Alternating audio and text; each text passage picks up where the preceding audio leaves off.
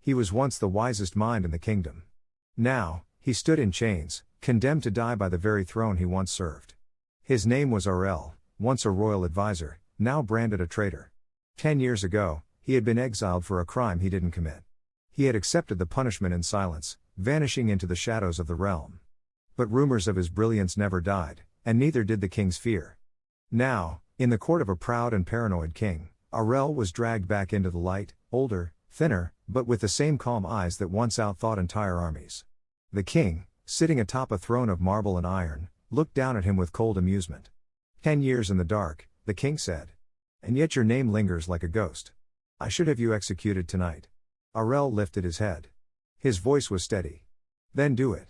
Or test me one final time. One riddle. If I solve it by sunrise, I walk free. The court stirred. The king, intrigued, leaned forward. You always did love games of thought. Fine. One riddle, your last. The room quieted as the king began. There are 2 rooms. In one, a lion who hasn't eaten in 3 months.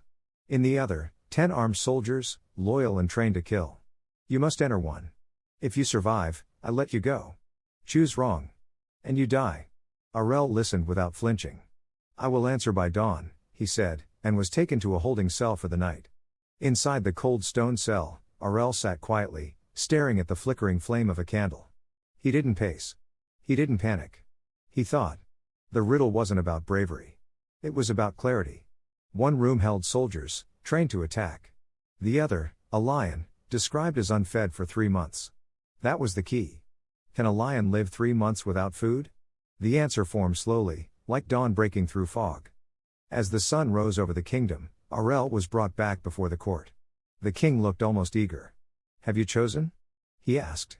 Arel met his eyes. Yes, he said. I choose the lion's room. Gasps filled the chamber. The king's lips curled into a grin. So you choose to be torn apart? Arel shook his head. No, your majesty. A lion that hasn't eaten in 3 months would be dead. Silence. The court froze in disbelief. The king's grin vanished. He stepped down from his throne, studying Arel with quiet awe. You didn't solve the riddle, the king whispered. You solved me. Arel gave a slight bow. Fear distorts reason. You offered me death disguised as a choice. But reason unveils truth. The king, struck by the clarity and courage of the answer, spared Arel's life. He offered him back his title, his land, even gold. But Arel refused it all. I serve no throne built on fear, he said. Let the kingdom remember, cleverness wins battles. But truth wins kingdoms. And with that, he walked away, free, unchained, and unbound. He was never seen again.